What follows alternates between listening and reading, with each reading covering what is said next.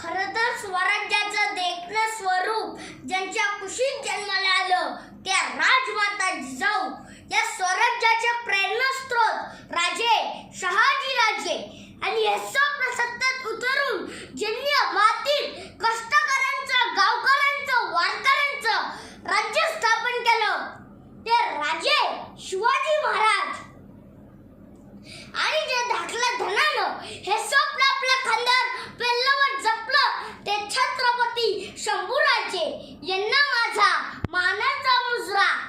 महाराष्ट्राचे कुलदैवत राजश्री छत्रपती शिवाजी महाराजांच्या आशीर्वादाने आज मी तुमच्या समोर उभा आहे. कारण मोगलांची जागा आज मुठभर गिधाडांनी घेतली आहे. आज जर हिम्मत असेल तर सत्ता नाही, सत्ता असेल तर हिम्मत नाही आणि जर दोन्ही असेल तर आडवा येतो भ्रष्टाचार. शूरांच्या काळात भ्रष्टाचार करणाऱ्यांचे हात कलम केले जायचे. सुशाहीत भ्रष्टाचाराला वाव नव्हता.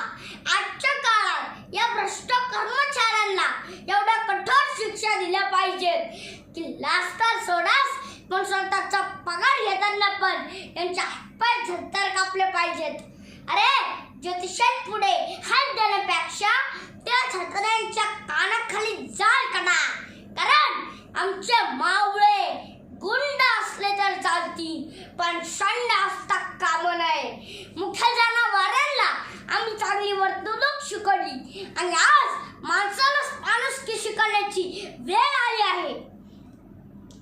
इथे प्रत्येक जण विचार करतो मी 50-100 दिले तर काय फरक पडेल.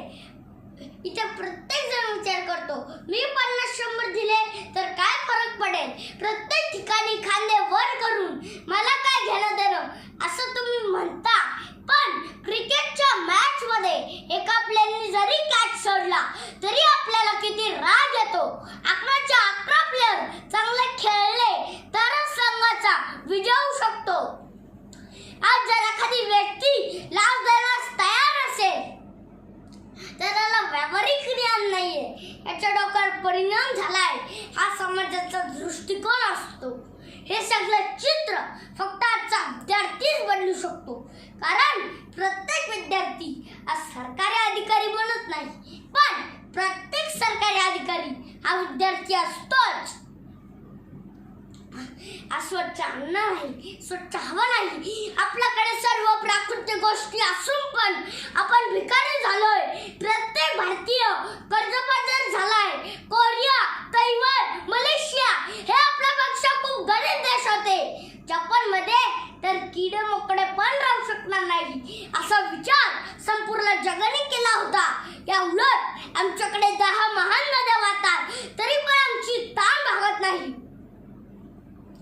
आपली पूर्ण सृष्टी एक चक्रव्यूह बनलाय. भ्रष्टाचार हा नारळासारखा झालाय.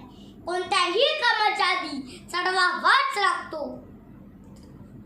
रेशन कार्डसाठी लाच, शेतकऱ्यांना कर्ज देण्यासाठी लाच, गाणं म्हणण्यासाठी वशिला, नोकरी आणि खेळासाठी वशिला. जिथे तिथे मामाचा भाचा, सासराचं जावई. इथे जेलमध्ये टाकायचे पण पैसे आणि बाहेर काढायचे पण पैसे. इथे लाईटच्या आकड्यापासून ते वर्गातल्या बाकड्यापर्यंत, प्रसूती गृहापासून ते स्मशानभूमीपर्यंत घोटाळेच घोटाळे. अरे तुमचे घोटाळ्यांचे आकडे ऐकले तर कुबेराला सुद्धा घाम फुटेल. कुबेराला आज जर भगत सिंग जिवंत असते तर ते मंत्रालयापुढे उभे राहून म्हटले असते कुछ नोटों के लिए मरे, कुछ फोटो के लिए मरे, यार सुखदेव हम भी किन हरामजादों के लिए मरे. भ्रष्टाचाराच्या आगीमध्ये खरे आमचे जळले किती. भ्रष्टाचाराच्या आगीमध्ये खरे आमचे जळले किती. खरं सांगा पुढाऱ्यांना वचन तुम्ही पाळले किती. वाटलं नव्हतं, अरे वाटलं नव्हतं कधी. हक्कासाठी लढावं लागेल. ज्यांना सत्तेत बसवलं त्यांच्याशीच भिडावं लागेल, त्यांच्याशीच भिडावं लागेल. थोडा विचार करा. तलवारी चालून आमच्या हातावरच्या रेषा मिटल्या आणि मग हेच हात तुम्हाला देशाचं वाटोळं करून देतील का. हे मराठी मनांचे, मराठी जनांचे राज्य आहे. हे शूरांचं आणि शो फुले आंबेडकरांचं सुराज्य आहे.